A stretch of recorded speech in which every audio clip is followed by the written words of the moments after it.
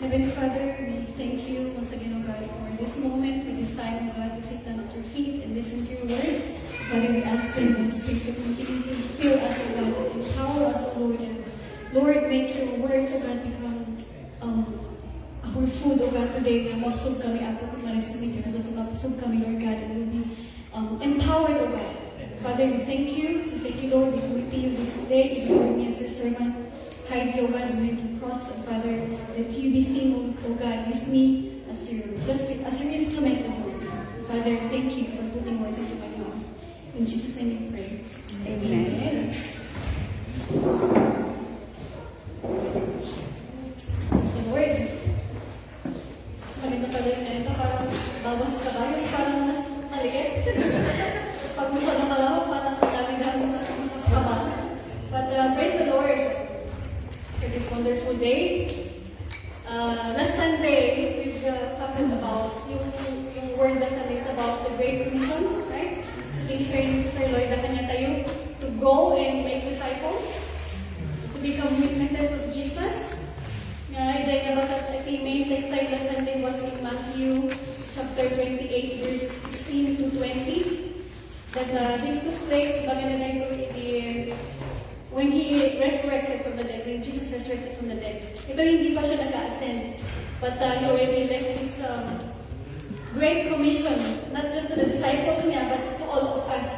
Nasabi niya doon, go and make disciples. Amen? Amen. So, it was a commandment and a promise, and matinakan niya tayo. Sabi niya doon, of all nations. Amen? Therefore, go and make disciples of all nations. Amen. So, lahat tayo, and lahat ng, wala tayong pinipiling lugar, but all nations. Amen? And we've also discussed previously yung about sa Holy Spirit, yung hosting or infilling of the Holy Spirit. So, today, our topic will be about the empowerment of the Holy Spirit. Ito yung kailangan natin to be able to go. Amen? Kasi it's mahirap kung walang Holy Spirit. We cannot really go. Maybe we can go, we can drive, but to do the thing, to do the way to evangelize, it's hard if you don't have the Holy Spirit. Amen? Awan hindi, mag-empower kanya tayo. Marami tayong back and forth. Marami tayong reasons if we are not empowered. Diba? Parang sabi ni Pastora, we go here and Jinjin, so timbaga na kanya tayo, bati na kanya tayo, to go and conquer this land.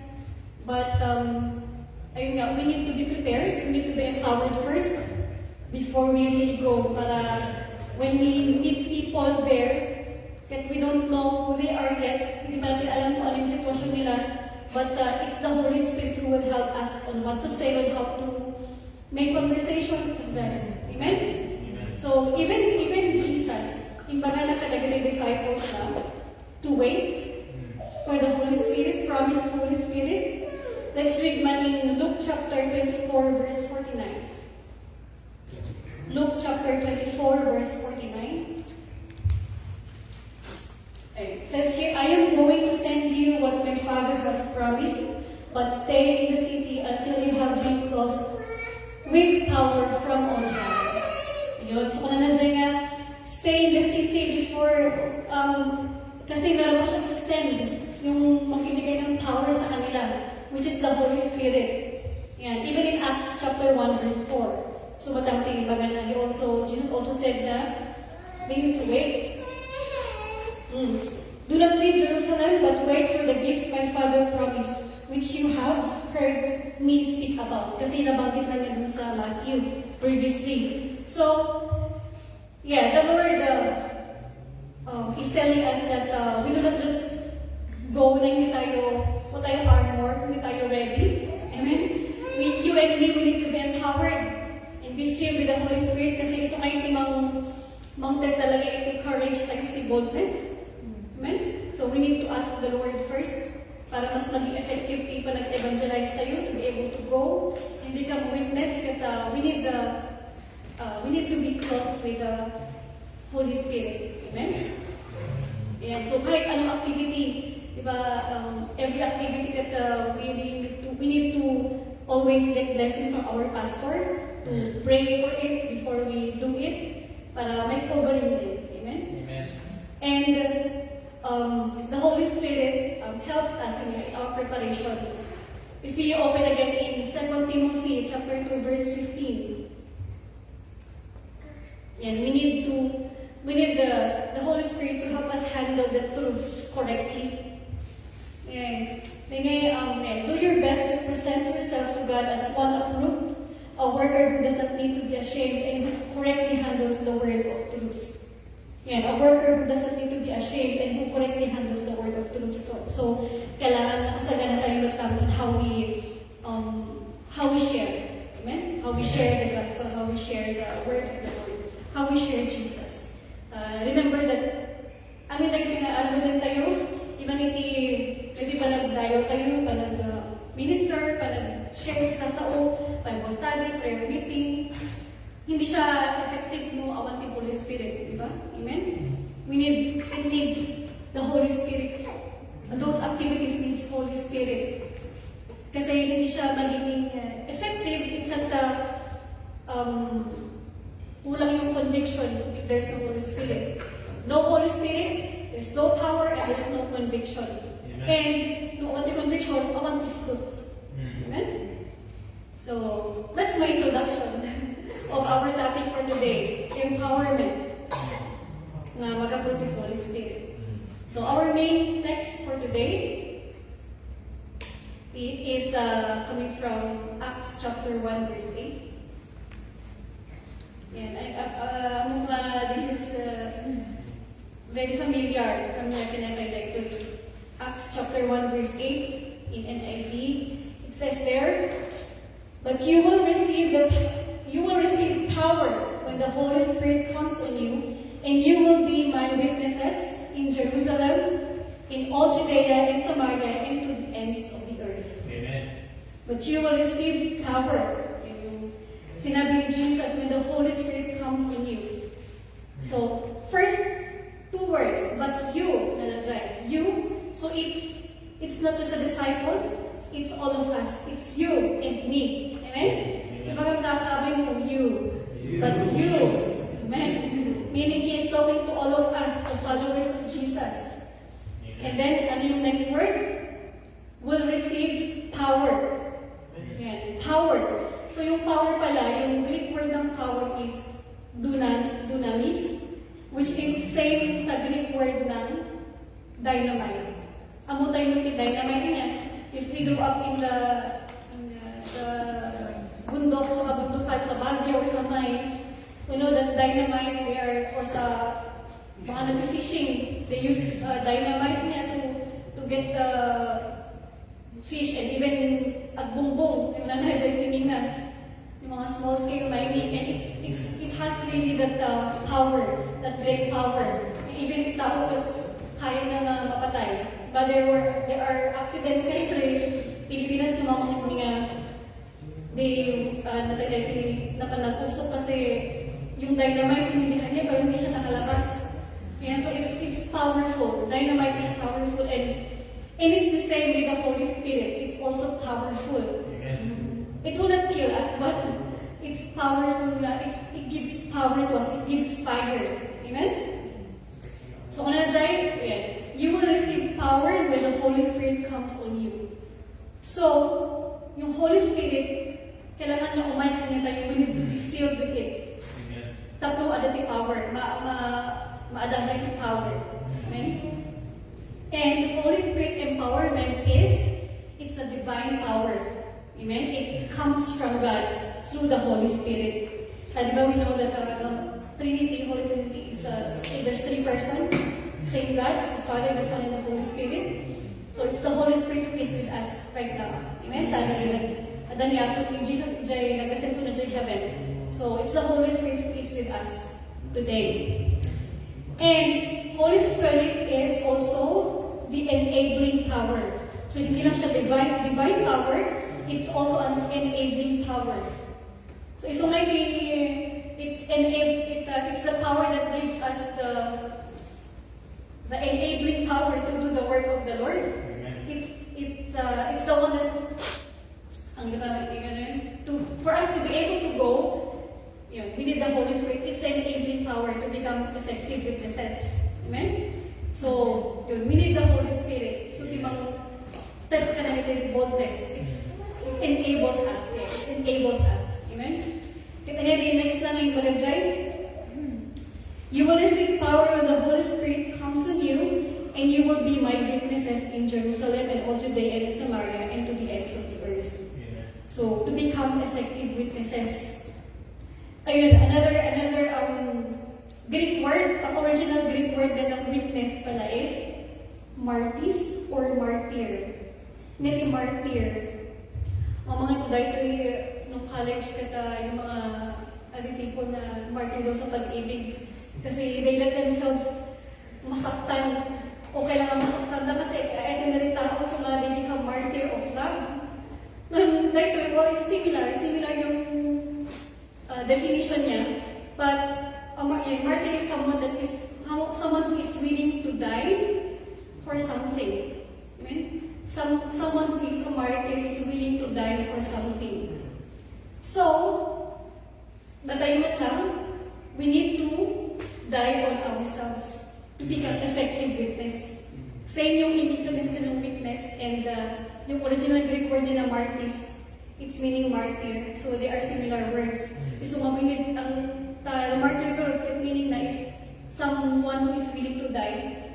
So a witness is someone who is who needs to die on themselves, on ourselves.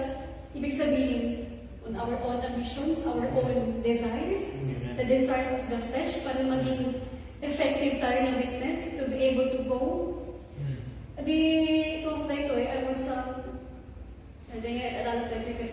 advice mo ngayon, advice mo na, ang daming nag-hold back sa atin if yung mga dahil kaya tayo, yung kapanig sa ibagada kasi, dapat alam ito, dapat iti rokanang kasay, dapat iti the things that we need to do na that is holding us back, right? But it's not just what, hindi lang yun. Even yung sarili natin on our own selves na we have the fear of going there kasi we don't know what to do.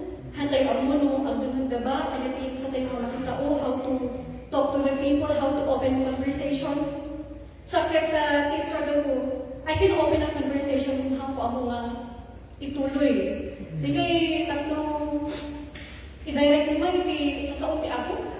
How do you do that? How mo? That's what I need to learn. At lang. I can open a conversation with a person nga barbaro ka namin, parang hello, ganyan. Kwentuhan ka, kamusta, ano kung ganito, ganyan. Pero how do you ipasok yung salvation? How do you go into dive into the word of the Lord? Diba? Parang yun yung challenge. Amen? To be able to evangelize.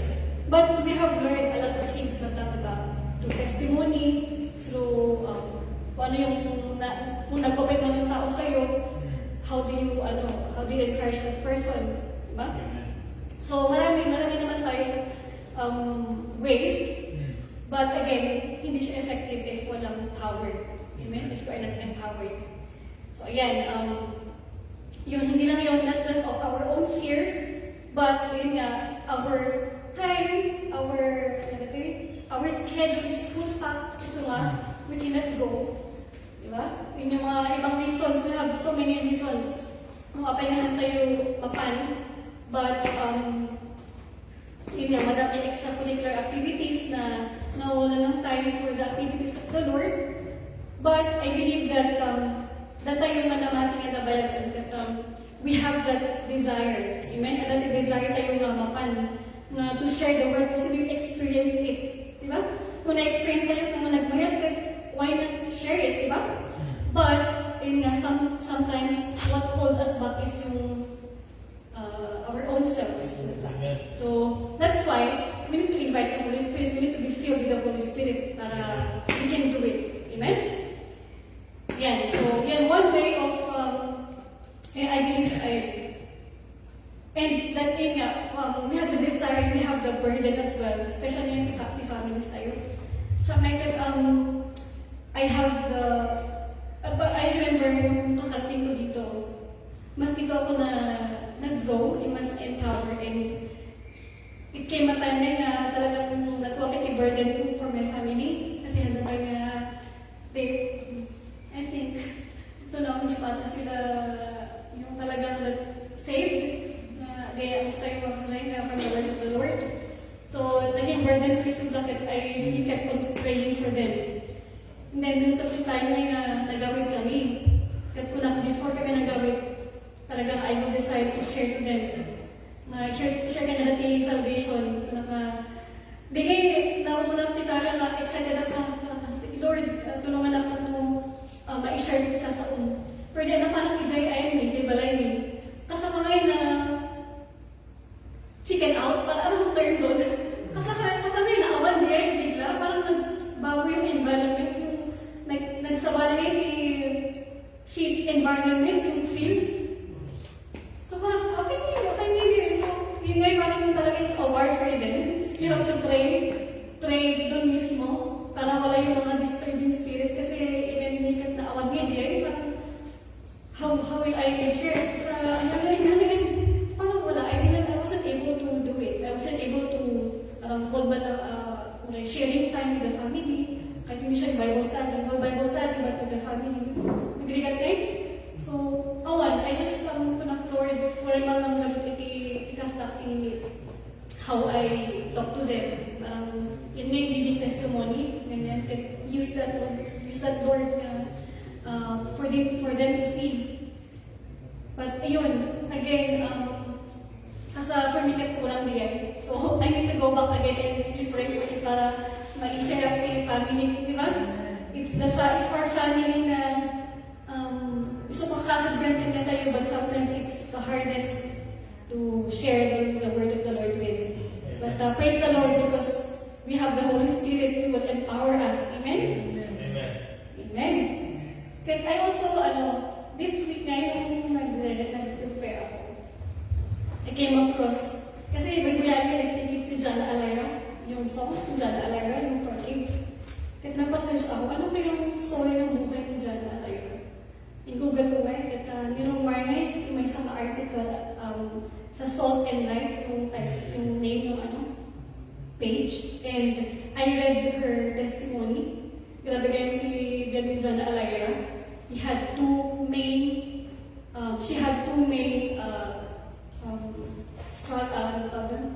struggle or challenge sa buhay niya. The first one is her husband left her, who is a pastor. By the way, siyempre tao lang daw yung asawa niya, he left her. They had 2 kids, and the second tragedy was she lost her second child. Natay di aksidente. But mas masakit, I was really blessed kasi from that first struggle, first tragedy and second tragedy, tinaraming dahil he really soaked in worship, in music. He let herself soak. She really soaked herself with the word of the Lord, that she can taste it. Among day talaga na ninanamnam na rin sa Saudi Arabia, so inanabig na, he really trusted the Lord. That's her, her trust is really, nagdapto to trust na kanya Apo Diyos, even though those tragedies na nangyayari na, what she did is, she just went to the Lord. And she is very grateful for the gift of family sa church community, kasi isang panuti ng support ng kanya na. And one thing na pag-attention ko dito kaya ijay, after the second tragedy, natay siya anak na, meron siyang group of mom na yung parang playgroup ng mga mothers. Yan. They were angry at God, kasi of what happened to her. Naapay na kasi nga na kanya na she is, most sorry, she is very pero bakit nangyari sa kanya, na bakit namatay yung anak niya? So they were angry at God. And then she had to go and share to them that she's okay. He had to go and share yung testimony niya na he trusts the Lord. He trusts the Lord whatever happens. Kahit ano pa yung nangyari sa kanya. And what happened was, masama na ito nandun yung kapatid daw niya, nandun sa group yung kapatid niya. And he shared about the truth of Jesus and what he was doing in my heart. And there were tears all around the room. My sister-in-law pala, who was not a Christian at that time, even came up to me afterwards and she said, "What you have, I want." Amen. Wow, the power of testimony. Parang, kahit kuminti ka sa live, people will come to me na, they will say na, kahit kuminti alam ka. Diba? So, that day, she gave her heart to Jesus that day. Amen. Diba? Emotional. Yung sister-in-law niya. So, that's what the power of the Holy Spirit can do. She's so empowered na, she's really so in the Lord na, she's so empowered na, yung panag-share ng kasya, yung testimony na, dati na save na tao. And that's her sister-in-law. And, alam mo yun, it's, so yun nga, it's one way. That's why our testimonies, they are really powerful. Amen? So they are powerful talaga na we should use it para evangelize, especially to our families. Yun nga, ito yung dito ako na sister-in-law is a person who is a close family, diba? Who's a close family. So, nung kasi mag-arago din tayo in our close family, let's use our testimonies to share the word of the Lord. Not just our families, but even to other people around us. Amen? So, ang ganda ng testimony na, you can read it as well. Search lang, at nagmayan. It's so encouraging. I-trust na kanya Diyos. But anyway, let's go back. So it's just one way of sharing the word of the Lord, one way of going, to go and make disciples. Amen? That's why we also need the empowerment talaga of the Holy Spirit. Para we're able as well. Para there's anointing, right? There's anointing in what we say. And of course, first is we have to be willing to go. Yeah? It starts from yung willingness din natin to go. Yung desire natin na ano mo din iti imbagan ti ako. So are we willing to go? Let's ask ourselves. Am I willing to go? Yan. Hindi na tayo yung we are already planted sa saon ti ako at hindi na tayo yung satisfied na tayo lang. Diba? We need to share the goodness of the Lord. Hindi lang tayo yung saved lang na, or that we are not lukewarm Christians. Amen? Amen. So, yun, we just need to balance our time. We need to balance our time to really set apart iti oras para kanya ako. The time to really go. Amen? And to go and do His will. Set apart time for the Lord's work. Amen? And one reason why we struggle, mapay nga struggle tayo mamapan, one reason is because we lack yung connection with the Lord. Diba that's one may sama dakal nga dakal na struggle. If we lack relationship or connection with the Lord, naligat yung mapan. Diba? In John chapter 15 verse 15, so we are the vine, and we need to remain in the branch. We have to be always connected. Amen? Taluag bunga tayo. Taluag daw tayo, bunga tayo, that when our relationship with the Lord goes deeper and deeper, then we are always empowered. Amen? To do the will of the Lord, and we will be able to bear fruit. Because apart from God, we can do nothing. Amen? Apart from God, we can do nothing. Kaya it goes back rin sa basic na aladalin tayo na WWPOS F fellowship na nagiging basic na we need to do as Christians yung worship, prayer, fellowship, sacrifice, obedience. That is one way of maintaining the Holy Spirit in us. That's one way of being connected, amen, to God. Amen? So, yun, empowerment, let's define empowerment. Empowerment is the experience of being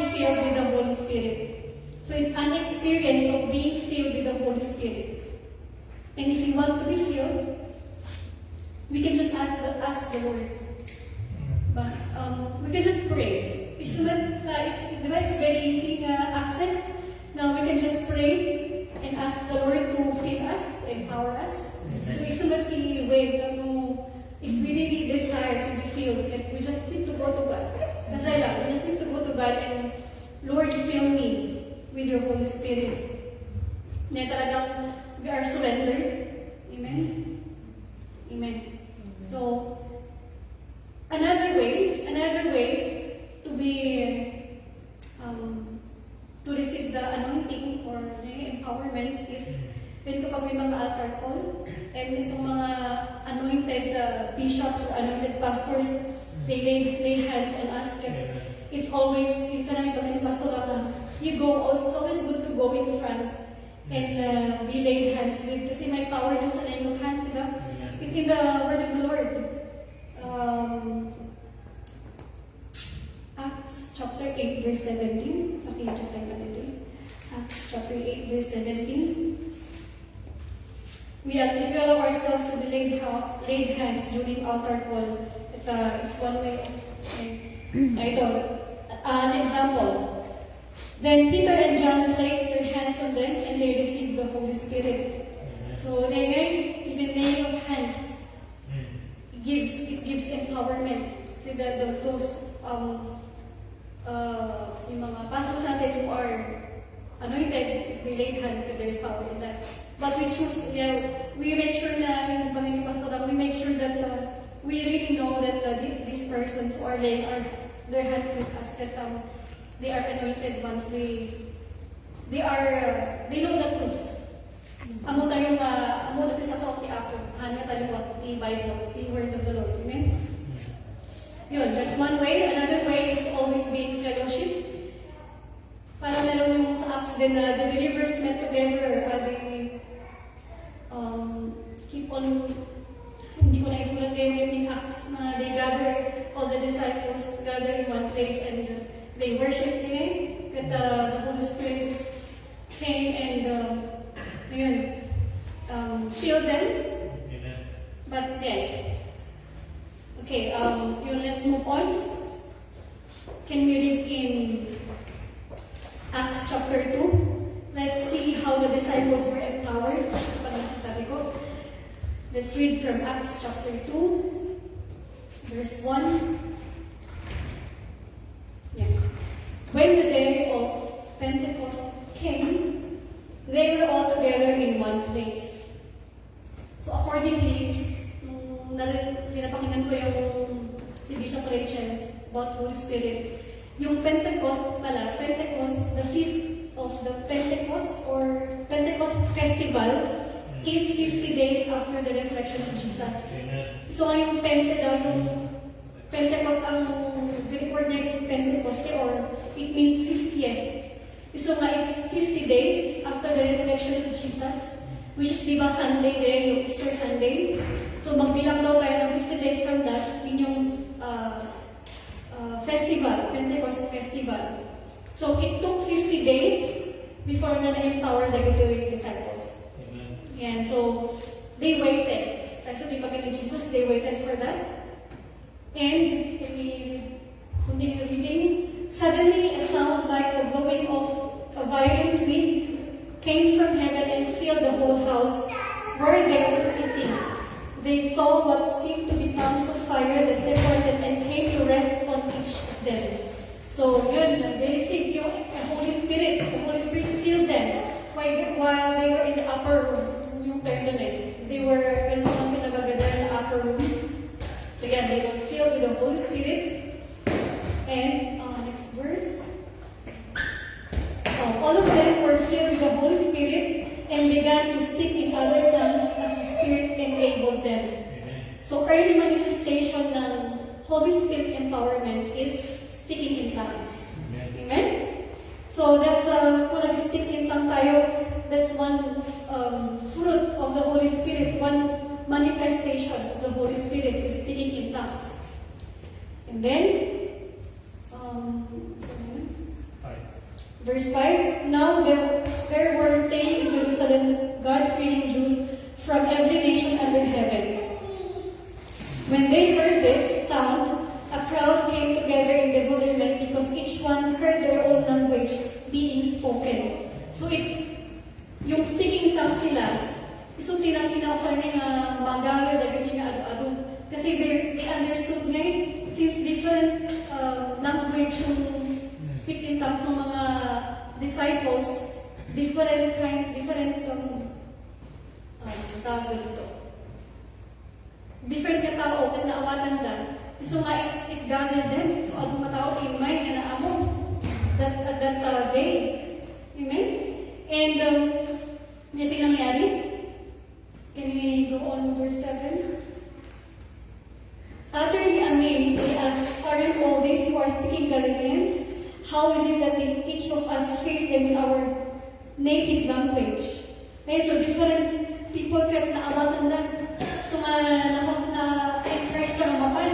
Kapag nga mauwatan, even si kapit masabay ka ng mauwatan man. So, diba the Holy Spirit enables people to speak in tongues and it encourages, it edifies. Right? Not just yung sarili mo, but it edifies yourself, but kapag narinig yung ibang tao, then they are maka-encourage nila na, di ba? Amen? So, ayun, early manifestation of being filled, speaking in tongues, and it needs to surrender and faith. It is used as prayer language and worship language. Amen. It's an initial evidence of being baptized with the Spirit. Amen? So, yeah, we are encouraged to always speak in tongues. And kaya balik yung pastora na even our other leaders na we use our speaking in tongues in worship and prayer. Amen. Amen. So let's read in ba the result na when you are filled with the Holy Spirit. Nag-adumay, if we read from Acts chapter 2 onwards, makita how these disciples were empowered as they went and do the will of the Lord. Let's read in Acts chapter 2 verse 14.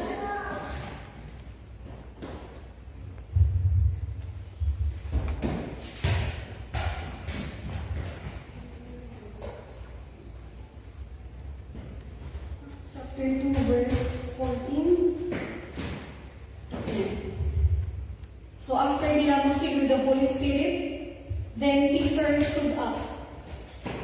Adang adagos ni boldness na tumakter. If you remember Peter, he was one of the disciples na nag-disown ni Jesus. Diba? 3 times. Na disown ni Jesus niya because there was fear, he was scared of what the people will do to him. Pero itong time na to, he is empowered now. So he stood up. Peter stood up with the 11, raised his voice and addressed the crowd. Fellow Jews and all of you who live in Jerusalem, let me explain this to you. Listen carefully to what I say. These people are not drunk as you suppose at midnight in the morning. No, this is what was spoken by the prophet Joel. In the last days, God says, I will pour out my spirit on all people. In the last days, it's talking about yung last days na nag-start at this time. So, hanggang ngayon, we are still on the last days. And the Lord said, diba, He will pour out His Spirit, so the Holy Spirit is with us. And until your sons and daughters will prophesy, your young men will see visions, your old men will dream dreams. Even on my servants, both men and women, I will pour out my Spirit in those days, and they will prophesy. Amen. So, Jesus was, Peter was saying in Joel, it was already prophesied before that the Lord will pour out His Spirit. Amen. To all servants, to sons and daughters, to everyone. So, he had the courage to stand up and share the word of the Lord sa mga tao na nagiging na ang mga tao enjoy at that time. And even us, no ni Peter kahit kasi nga nag-doubt tayo nag-defer na before to really stand up for Jesus. But now, kasi the time he had the fear of being persecuted, kasi nung kay Jesus, he had the fear. And even as siguro tatakit at back and forth na kasi we are in our flesh. So dumakit makalit na tayo na tayo worries. Yeah, di ba? But let us always, we can always go to Jesus, to God, and receive and ask for the empowerment of the Holy Spirit to give us the boldness. Amen? So let's read from, let's also look at verse 41. Ano yung nangyari? How did the number grow? Di ba, imaduda. From just them, 120 na followers of Jesus, they grew. Their numbers were increased. Their numbers increased. So in verse 41, those who accepted his message were baptized, and about 3,000 were added to their number that day. Amen? Ano diyan? 3,000. From 120 na follower ni Jesus, naging 3,000 na. So di ba, that's a big number. That's really big number. From 120 to 3,000. It's just because they were empowered with the Holy Spirit. So naaram na they were able to share the word. And there was conviction. So ano iti na iti number na. Amen? So that can happen as well today. Amen? They devoted themselves to the apostles' teaching and fellowship. Ito pala, to the breaking of bread and prayer. So ito dito nag-start na yung church.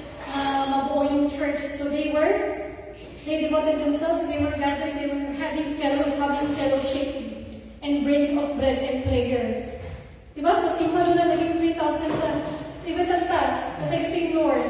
Kung tayo 15, nabayo tayo na times mano there, 3,000? Diba? Praise the Lord. Pura yung accepted times 2, then times 3, times 4, amen? So we need to go. Amen. We need to go and share the word of the Lord. Amen? Though, I believe that the Lord is preparing us. Gusto kasi ngayon we are same number, but I believe that the Lord is preparing each one of us. That ngayon we are ready to go. Amen? Tanong na pantay yung hantay mo ready, kasi we don't know how to handle yung mga questions. Di tao. Diba? Baka datay pa yung maawis. Ano kumain yan? So that's why we need the Holy Spirit to be empowered. Amen? So nga I believe that the Lord is doing something. Latakan na tayo. Amen? Praise the Lord. At hindi lang siya 10,000. Diba? On that hindi ka panawan. Kaya niya pa nag-increase the piety. 5,000. So it's not impossible. It's a verse, Acts chapter 4, verse 4. So from 120 to 3,000, naging 5,000. Praise the Lord. Right? But many who heard the message believed. So the number of men who believed grew to about 5,000. Hindi pa yun yung exact number kasi to about, sabi niya. So mga 5,000. But it's a big number. Amen? Nagdakagay nga nag-grow anda. So it's not impossible. Diba? With the Holy Spirit empowering us, we can do this as well. Amen? And let's also read from ito pa, Acts chapter 5, verse 14. So it kept on adding to their numbers as they went. Ito mga disciples, as they went and shared with boldness. It kept adding on their numbers. Nevertheless, 5:14, more and more men and women believed in the Lord and were added to the number. Amen. Amen. Praise the Lord. So, nanagdagan pa yung 5,000, naging more and more the 5. So grabe nga what the Holy Spirit can do. If we really pray to be filled with the Spirit kanayon kanta. For example, naiikuha ka na Park. Tapos, dati, kasama the Holy Spirit, ano kaya, i-whisper tayo sa kanya tayo, di ba? Mga tayo, alam sayang, sayang. On at that moment, we pray. Nung kasi dati, malik na tayo ibulong ng Holy Spirit, we pray for it, Lord, fill me with the Holy Spirit. Amen. And open my mouth. At dati kasi, di ba, I heard some testimonies na nasa train sila, but kasama, dati, magpupunta sa nila na siya yung nakatugaw beside you. Pero hindi na naalala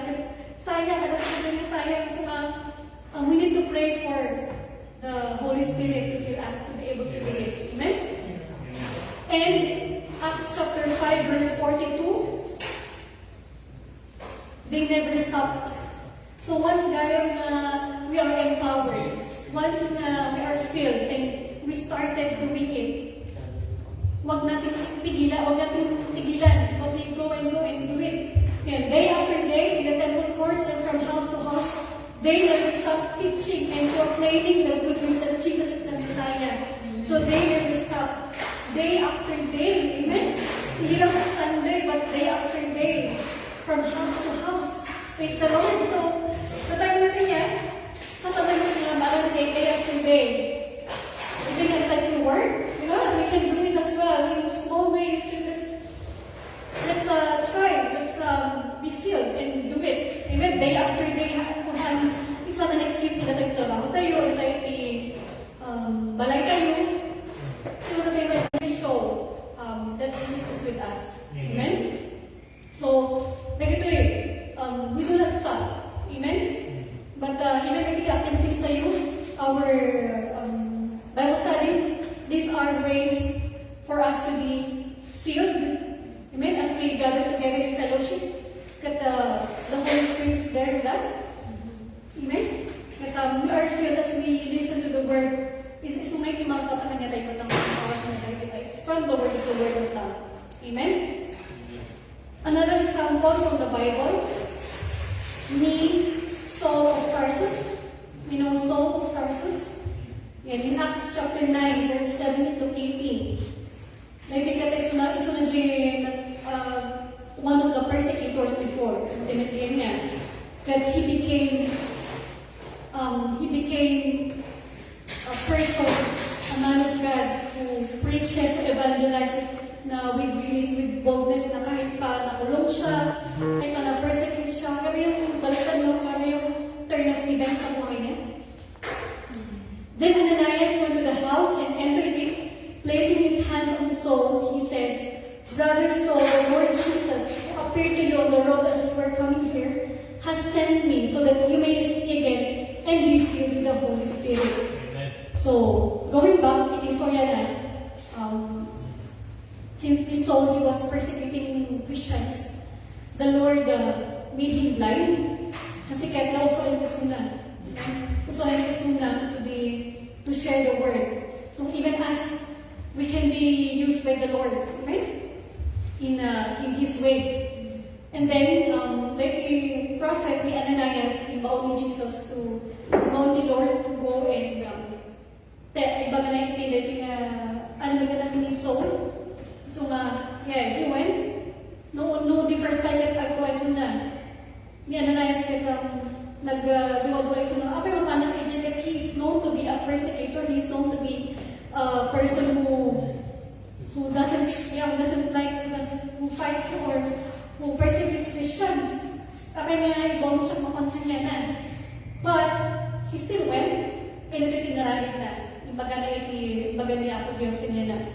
So, that you may see again and be filled with the Holy Spirit. Amen. So, the idea, inaragin the Lord ni Saul, and after that, he became a person who doesn't fear man, but a person who fears the Lord and who just share the gospel. And siya is na panti different to all nations. Amen? Amen. So verse 20. Hindi na-open the eyes na, and he was filled with the Holy Spirit. Verse 20, at once.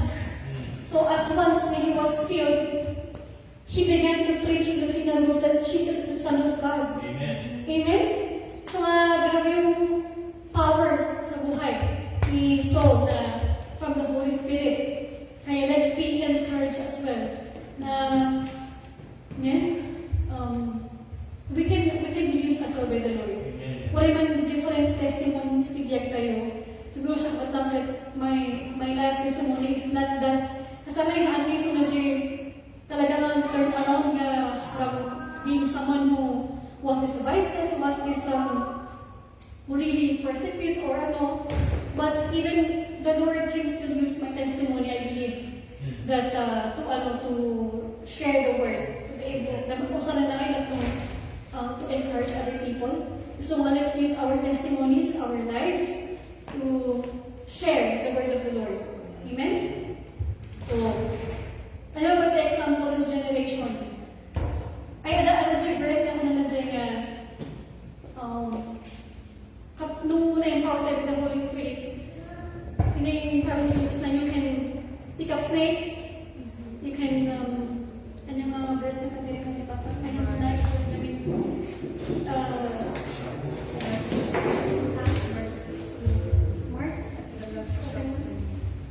Mark.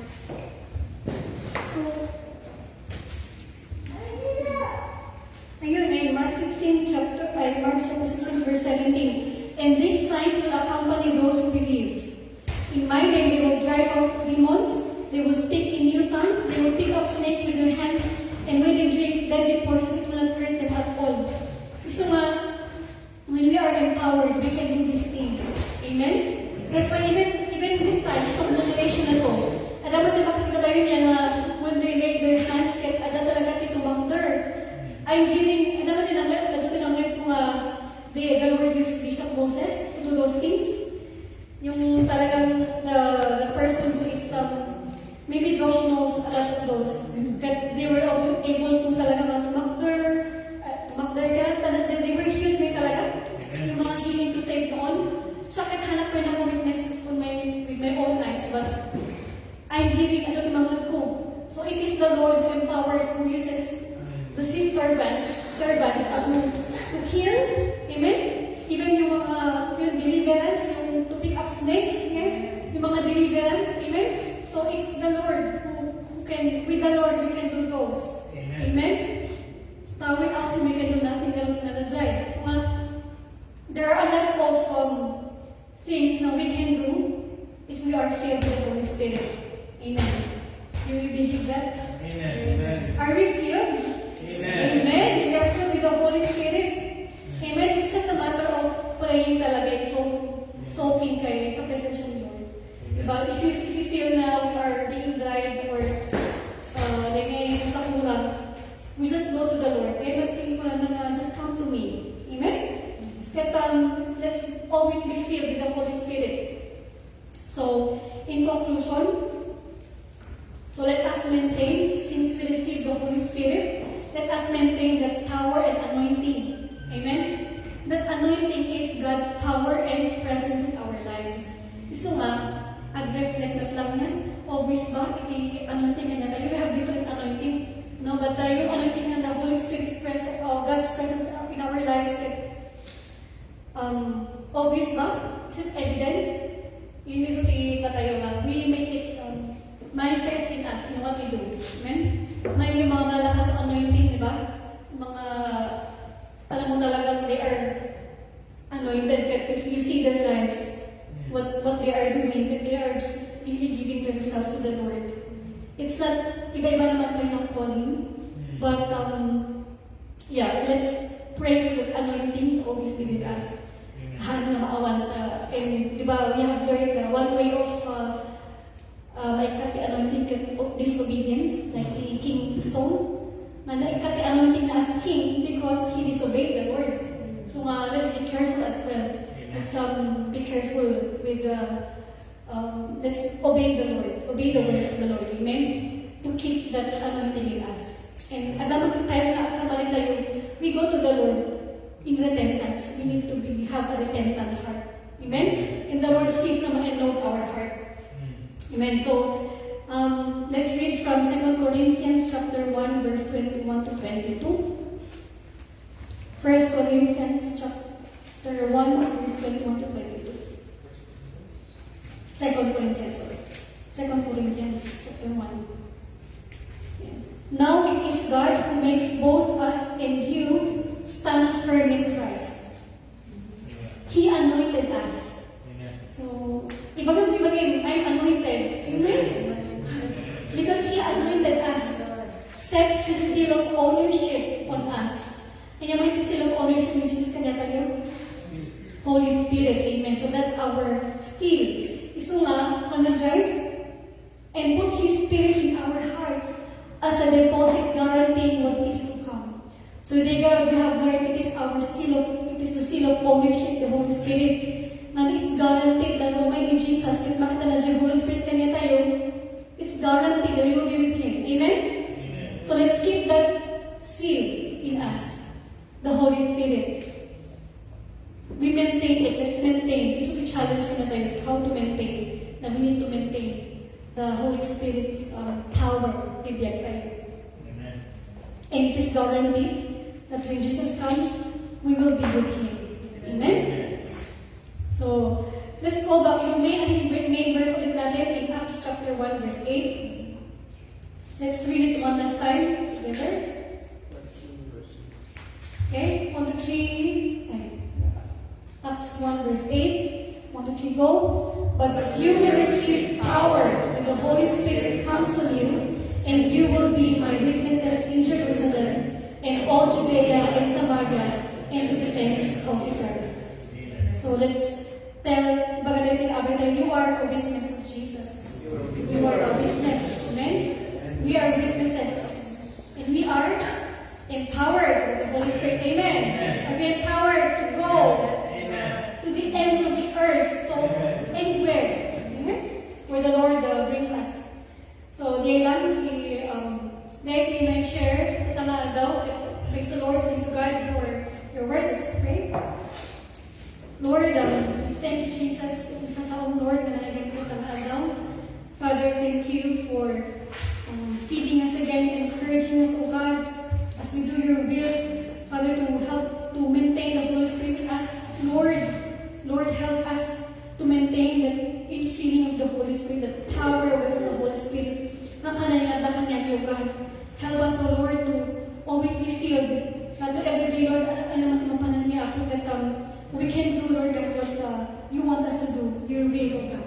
Father, thank you, Lord, because it is you who enables us to go. Yes. Holy Spirit, continue to fill us and empower us. Madayo ha, in Jesus' name we pray. Amen.